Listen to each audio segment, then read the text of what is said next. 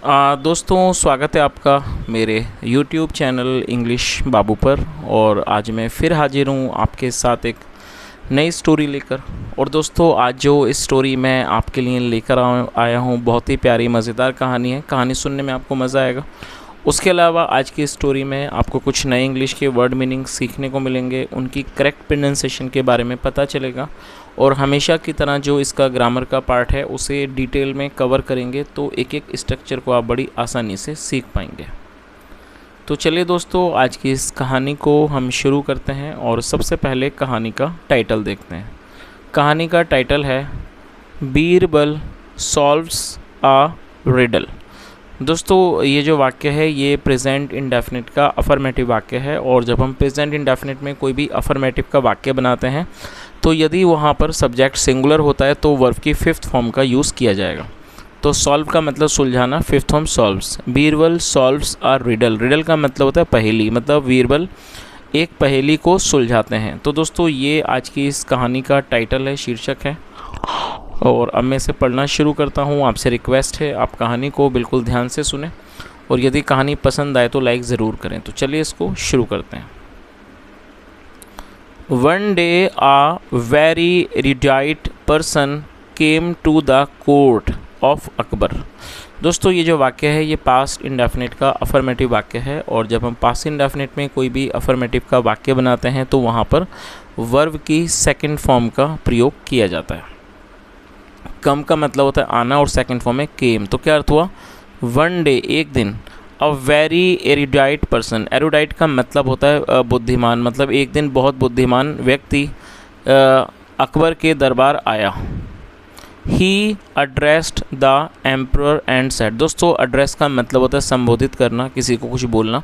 और ये भी हमारा पास्ट का अफर्मेटिव वाक्य है जहाँ सेकंड फॉर्म का प्रयोग किया गया है। ही अड्रेस्ड द एम्परर। एम्परर का मतलब होता है सम्राट, मतलब उसने सम्राट को संबोधित किया और कहा, जहाँ पना I have paid visit to the courts for various kings but no one was able to solve the riddle I asked them. क्या अर्थ हुआ?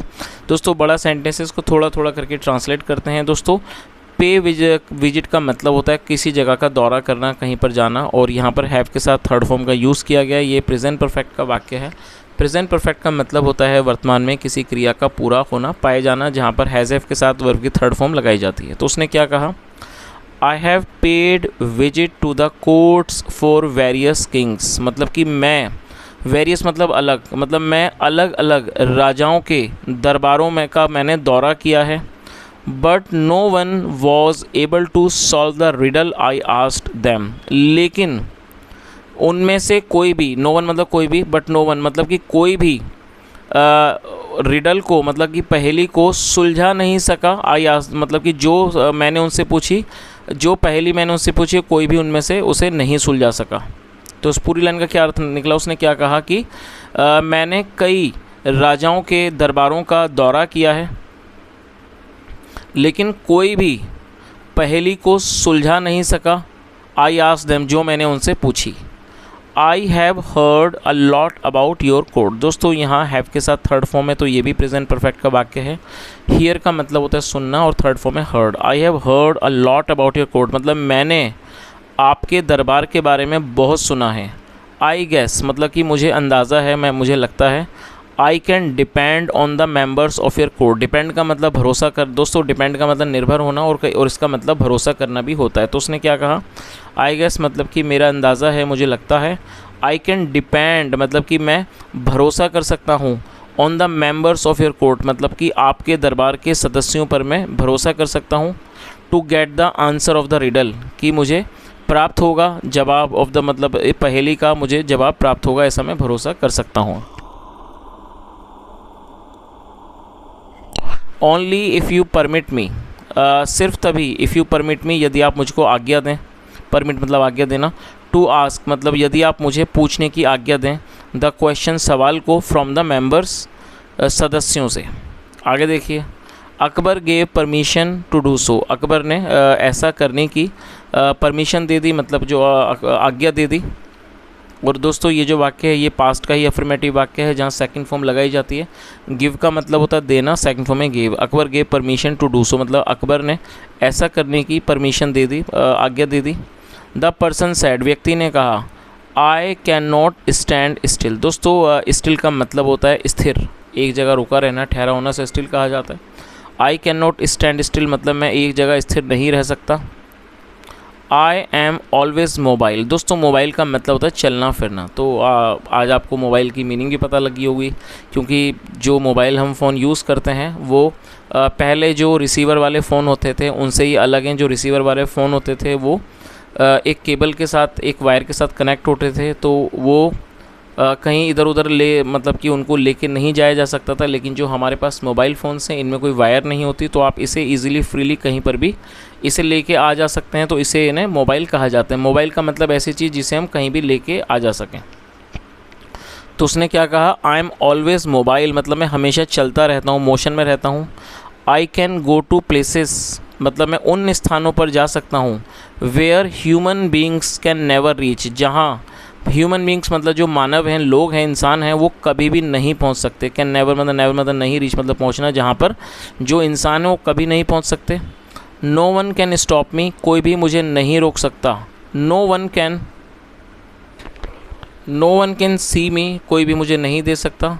विदाउट मी, मेरे बिना, human beings can not survive मतलब मेरे बिना जो ह्यूमन बींग्स हैं, जो इंसान हैं, वो सर्वाइव मतलब कि वो नहीं जी सकते। सर्वाइव का मतलब होता है बचना, जीना। तो उसने क्या कहा कि विदाउट मी मतलब मेरे बिना human beings can not survive, जो ह्यूमन बींग्स हैं मतलब जो मानव हैं, मानव जाति है, वो सर्वाइव नहीं कर सकती, मतलब वो जीवित नहीं रह सकते। नाउ टेल मी, अब मुझे बताओ, हु एम आई, कि मैं कौन हूँ। और दोस्तों यहाँ पर पहेली काफ़ी अच्छी है और आप भी इस पहेली के आंसर को सोचें। अब मैं आगे पढ़ने जा रहा हूँ, तो जाहिर सी बात है आगे हमें इस पहेली का जवाब ज़रूर मिल जाएगा। लेकिन उससे पहले दोस्तों आप भी इस बात को सोचें, आखिर ऐसी क्या चीज़ हो सकती है कि जो एक जगह पर स्थिर नहीं रह सकती, हमेशा चलती रहती है, और वो अलग अलग ऐसे स्थानों पर जाती है जहाँ पर मतलब कि इंसान नहीं पहुँच सकते, कोई भी उसे नहीं दे सकता, और उसे मतलब कोई भी उसे नहीं रोक सकता और कोई भी उसको नहीं दे सकता, और उसके बिना जो लोग हैं वो जीवित भी नहीं रह सकते। तो दोस्तों अच्छी पहेली लग रही है मुझे भी। तो यदि आप इसका आंसर आपके दिमाग में आ रहा है तो आप जल्दी से कमेंट करके बता दें। वैसे मुझे इसका आंसर पहले से पता है, बिना कहानी पढ़े भी मैं इसका आंसर जानता हूँ। तो आपको भी अगर पता हो तो कमेंट में बताएं। चलिए आगे देखिए। आफ्टर आस्किंग द क्वेश्चन मतलब कि सवाल पूछने के बाद, the man looked at the courtiers, courtier मतलब दरबारी और ये प्लूरल नाउन है। तो उसने क्या कहा, आफ्टर आस्किंग द क्वेश्चन मतलब सवाल पूछने के बाद, the man looked at the courtiers मतलब कि आदमी ने दरबारियों को देखा। All the faces were very thoughtful, और जो सभी चेहरे थे वर वेरी थाटफुल। थाटफुल का मतलब होता है विचारशील। बहुत अच्छा वर्ड है, आप इसे नोट कर लीजिए, ऐसे वर्ड कम ही मिलते हैं। जब व्यक्ति विचारों में खो जाता है, विचारशील, उसे थॉटफुल कहा जाता है। मतलब जो सभी चेहरे थे वो बड़े थॉटफुल लग रहे थे, विचार में विचारशील लग रहे थे। Some of them were discussing with each other, और उनमें से जो कुछ थे वो एक दूसरे से चर्चा कर रहे थे, बातचीत कर रहे थे। अबाउट द पॉसिबल आंसर, संभावित जवाब को लेकर के बारे में वो एक दूसरे से चर्चा कर रहे थे। नाउ बीरबल स्टूड अप, और दोस्तों ये भी पास्ट का अफर्मेटिव वाक्य है। स्टैंड मतलब खड़ा होना, second form stood. Now Birbal stood up, अब बीरबल खड़े हुए। एंड एड्रेस्ड द पर्सन, और उन्होंने व्यक्ति को संबोधित किया। एंड सेड, और कहा, आई थिंक मुझे लगता है, you are talking about air.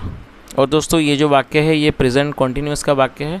और छोटी सी एक इन्फॉर्मेशन देना चाहूँगा दोस्तों, आज मैंने एक छोटा सा शॉर्ट बनाया है 3 मिनट का प्रेजेंट कॉन्टीन्यूअस के बारे में। तो यदि आप चाहें उस शॉर्ट को भी जाकर देखें, छोटा सा है और बहुत ही इन्फॉर्मेटिव आपको लगेगा। आप एक बार उस शॉर्ट को देख लें। तो दोस्तों ये जो वाक्य है ये प्रेजेंट कॉन्टीन्यूअस है। प्रेजेंट कॉन्टीन्यूअस मतलब वर्तमान में जब हम कोई ऐसा वाक्य बनाएं जहाँ ये दिखाते हैं वर्तमान में कोई क्रिया चल रही है, जिसमें इज एम आर का यूज़ हेल्पिंग वर्ब के रूप में किया जाता है और साथ में वर्ब की फोर्थ फॉर्म लगाई जाती है। तो क्या अर्थ हुआ, आई थिंक मुझे लगता है, you are talking about air, कि आप हवा के बारे में बात कर रहे हो। बिकॉज क्योंकि, we can not see air, क्योंकि हम हवा को नहीं देख सकते। We can not stop it from moving, और हमें इसे फ्रॉम मूविंग मतलब कि आने जाने से, चलने से हम इसको नहीं रोक सकते। We can never go to places, हम उन स्थानों पर कभी नहीं जा सकते। Where air can easily reach, जहाँ पर हवा आसानी से पहुँच सकती है।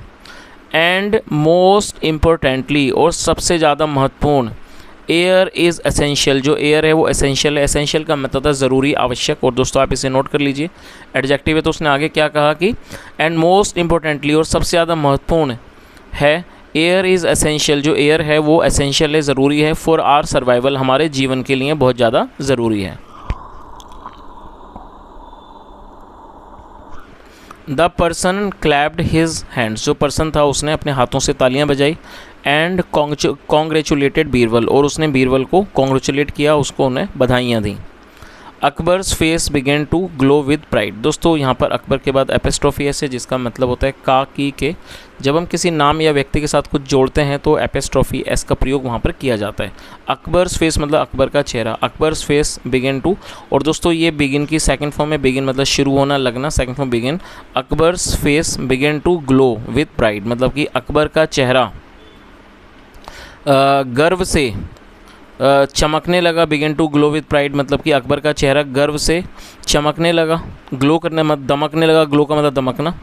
Akbar then gave Birbal a bag full of gold coins, फिर अकबर ने बीरबल को एक थैला दिया, फुल ऑफ गोल्ड कोइंस मतलब सोने के सिक्कों से भरा हुआ एक थैला दिया, एज ए प्राइज़ मतलब एक इनाम के तौर पर। फॉर सॉल्विंग द रिडल मतलब पहेली को सुलझाने के लिए इनाम के तौर पर उन्होंने बीरबल को एक सोने के सिक्कों से भरा एक थैला दिया। The solving the prize for solving the result and glorifying his name, और उनके नाम को ग्लोरीफाई करने के लिए, महिमा मंडन करने के लिए, his name in front of the एरोडाइट person. और दोस्तों ग्लोरीफाई का मतलब आप नोट कर लीजिए, ग्लोरीफाई मतलब महिमा मंडन करना। तो इस पूरी लाइन का क्या अर्थ निकला, Akbar then gave Birbal a bag full of gold coins as a prize, मतलब अकबर ने बीरबल को सोने से भरे हुए सिक्कों का एक थैला दिया।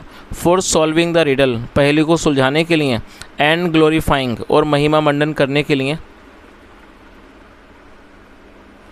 या कह सकते हैं गौरवान्वित करने के लिए, हिज नेम अपने नाम को, in front of the एरोडाइट person मतलब बुद्धिमान व्यक्ति के सामने।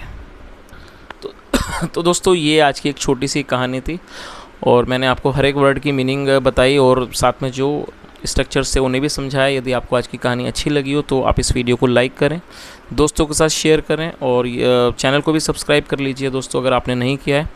और यदि आपको कोई भी डाउट हो तो कमेंट में पूछें, जो भी आपका कोई क्वेश्चन हो। और उसके अलावा यदि आपको कुछ सुझाव हो तो कमेंट में बताएं। और दोस्तों उसके अलावा जैसा मैंने आपको पिछले कुछ टाइम से बताया था कि मैं वीडियो बना रहा हूँ प्रेजेंट इंडेफिनिट के ऊपर, तो वो लगभग पूरी हो चुकी है। तो दोस्तों कल शायद वो मैं उसको अपलोड कर दूंगा प्रेजेंट इंडेफिनिट के बारे में। तो अगर हो सके तो आप समय निकाल कर आप उस वीडियो को भी ज़रूर देखें। सुनने के लिए thank you so much. Have a nice day and bye.